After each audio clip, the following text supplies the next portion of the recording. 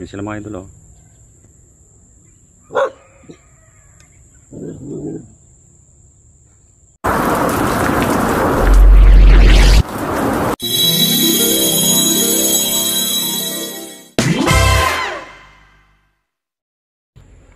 Patay nasut pa jaga kapigas.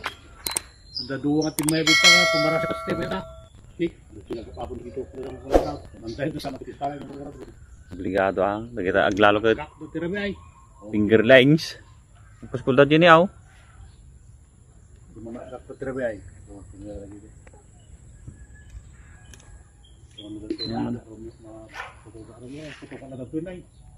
Dagito kay kada pagapunan ti rabinay. Sa dagpakastat taw ipispan. Garada di ano yay? Kenon. Ano yay? Tawag da jay.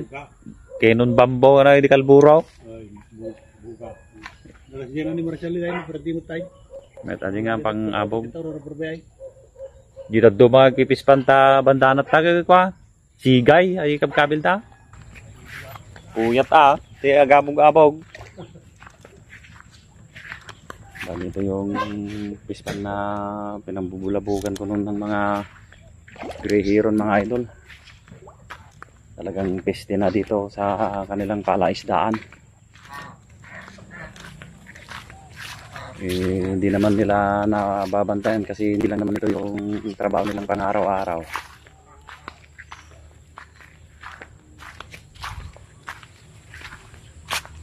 Dito siya nauupo yung nagbabantay rito pag nandito siya sa span.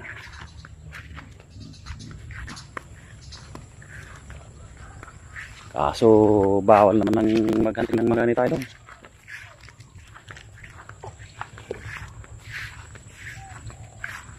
Dito sa kabila hindi nila nilagyan ng isda kasi puputaktin din ito ng mga grehiron. Ilan lang nun itong dumadapo dito ng mga grehiron. Pero nung natapos yung bagyo, lalo na silang kumapal. Yan sila nagdadapo sa mga puno na yan. Doon no, sa may Madriga ka, ang dami nila. Yung mga grehiron kasi na to, hindi nila alam na nakaka-perwisyon na sila kasi kain, tulog lang mga yan. Pero pag binubulabog mo yan araw-araw, lalo na pag may nakikita silang bumabaliktad mga kasama nila, lalo kung nakatago ka lang, natatakot mga yan. May isip din mga yan eh.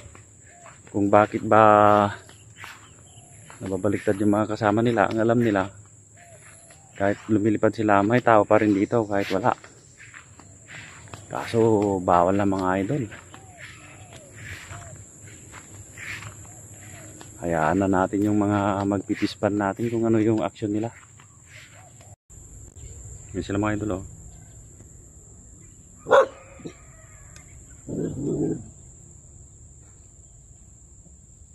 Dami nila.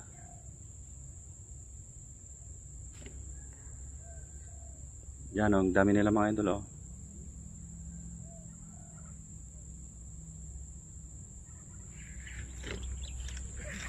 Ito din nila pinakawalan yung pan. Dito kasi napupuyat na silang magbantay. Doon sa kabila, hito yung pinakawalan nila dyan. Pero ubos na.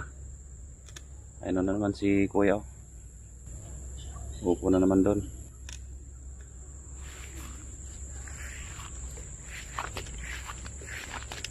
Grabe yung mga idol. Dito na nga ako sa malapit. Andun pala sila nakakadapo sa mga puno.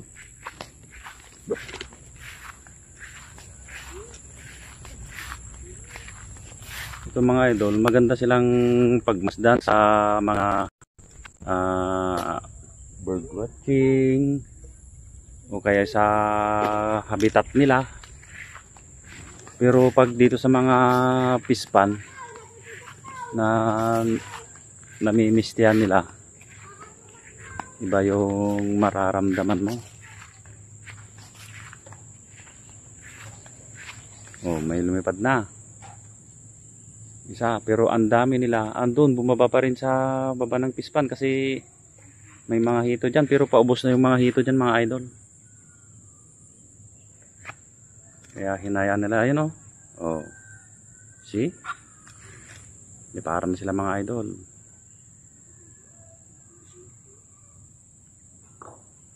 Ayan.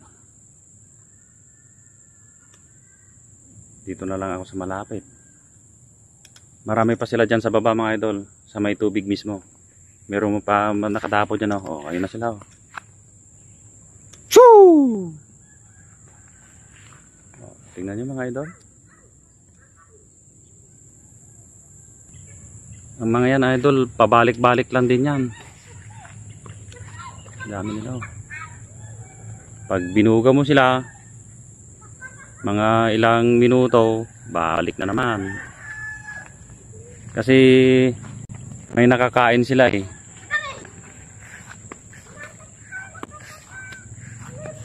Magandang pagmasdan, mga yan. Kapag nasa habitat nila o sa territorial nila, sa mga bird watching. Pero sa mga ganitong pispan na may nasira silang pangkabuhayan, yun naman ang di maganda. Ang dami, oh. Marami pang naiwan dyan sa pispan, mga idol. Meron pa dun, oh. Dami pa nila. Kala na yung kung anong diskarte ng magpipispan. Endangered mga to, mga idol. Pag iilan lang sila. Pero pag grabe ng kapal, tapos dito sila pumupunta, hindi na sila endangered. Danger na sila sa mga palaisdaan. Ayan, o. Dami nang lumipad, pero marami pa rin naiwan dyan, o, sa mga puno.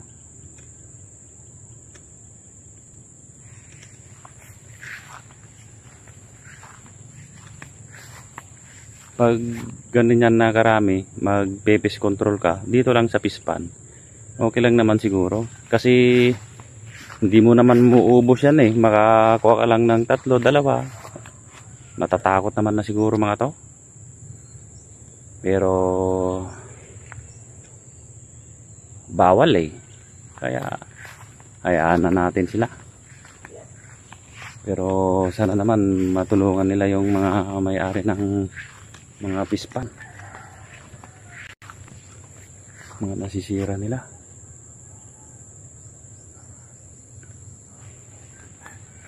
Sa mga wild duck naman, ilan lang dito.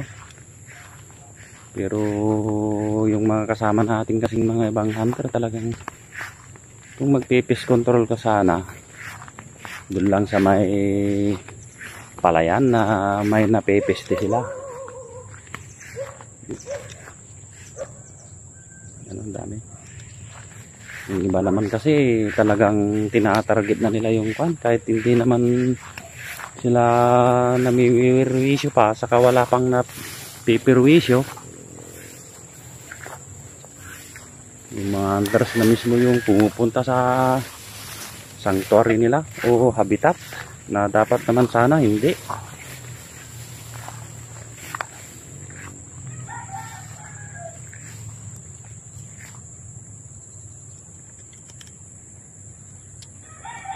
Dami nila, mga idol, oh. Yan. Sa daming yan, mga idol, hindi na kanyan danger. Ay, hindi na sila endangered. Kasi marami na. Sila na yung nagiging danger sa mga palaisdaan.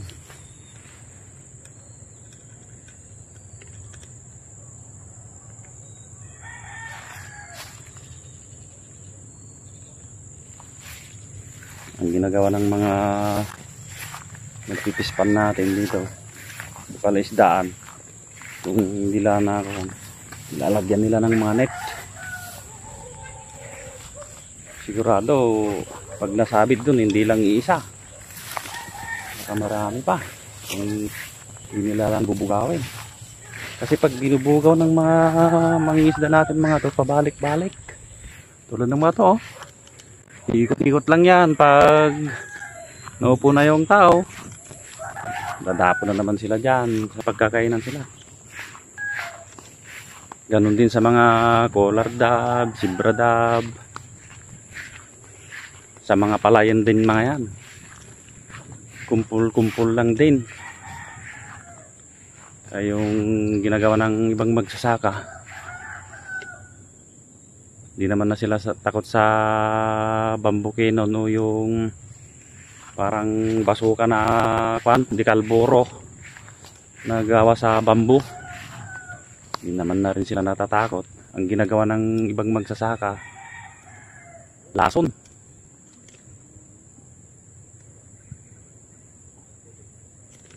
Nilalason nila yung gamot na lanate. Nilalagyan nila yung talay tapos isabog nila sa mga palayan.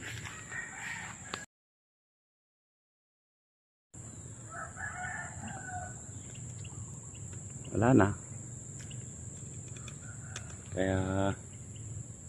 Kaya na natin mga idol mga yan. At dumiskarte yung mga magsasaka natin at magpipispan sa mga peste na yan. Kasi bawal na.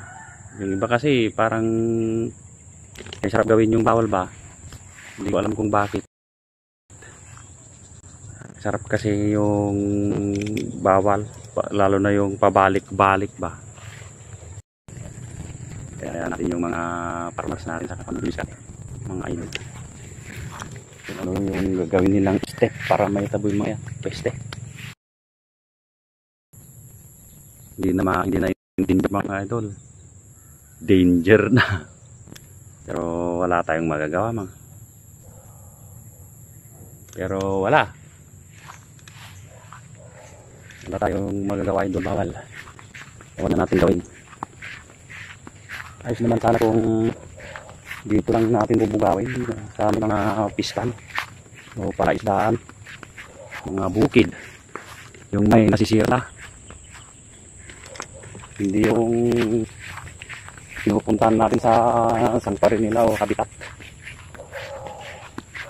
Kasi yun talaga bawal. Pero ganun pa din. Bawal na, matagal naman na kasi bawal yung pagkahan ng mga ibon. Lalo na yung mga endangered na o paubos. Kaso yung iba, ginawang big game. Kahit sa sanctuaryo na nila, talagang dinadayo na nila na hindi naman dapat. Kaya ayun mga idol, huwag na natin gawin yung bawal. Ano yung bawal para malayo naman tayo sa mga problema. Ayan na lang natin mga partners natin ano yung gagawin nila. Kasi sa kanila naman ito eh. Sila naman yung nakarawaw na sisiraan. Ang pangkabuhayan. Okay naman sana kung may tutulong yung mga nakaupo. Mag-imbestiga kung ano yung mga nasisira ng mga to. Para mapalitan din nila yung mga nasira. Ayun ang mga idol. Pabalik-balik lang din talaga mga to. Kahit nagtungo ako doon, pag malayo ka na, babalik sila. Kasi may nakakain mga yan dyan. Eh, wala namang alam-alam mga yan. Kaalam-alam na may namirwisyo sila. Basta ang alam lang nila, may nakakain sila. Kaya habang may tiyaga, sige lang. Kaya huwag na natin gawin yung bawal mga idol. Diskarte na ng mga magsasaka natin kung ano yung gagawin nila. Ito may mga kung ano to, pakawala. Liliit. Ayun o, galing ako kanina doon. Pabalik na sila doon. Dumadapan naman sila doon dito. Buti ito, malalaki na. Malapit ng harvest.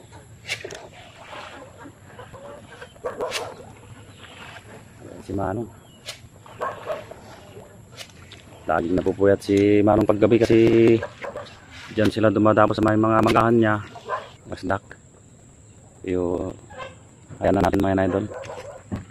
Bahala na yung mga farmers natin kung ano yung balak nila. Pero wag naman sanang lasunin mga yan. Hindi natin alam kung balance na yung ecosystem natin dito pag ganyan kan. Sige mga idol. Okay na tayo mga idol.